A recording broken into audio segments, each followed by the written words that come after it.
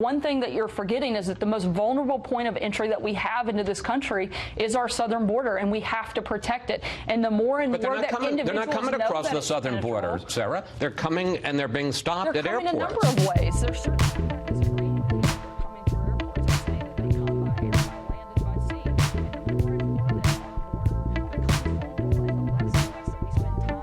The president talks about terrorists potentially coming across the border, but special interest aliens are just people who come from countries that have ever produced a terrorist. They're not terrorists themselves, and the State Department says that there is, quote, their words, no credible evidence of any terrorists coming across the border from Mexico. We know that roughly nearly 4,000 known or suspected terrorists come into our country illegally, and we know that our most vulnerable point of entry is at our southern border. I know this statistic. I didn't know if you were going to use it, but I studied up on this. Do you know where those 4,000 people come, or where they're captured?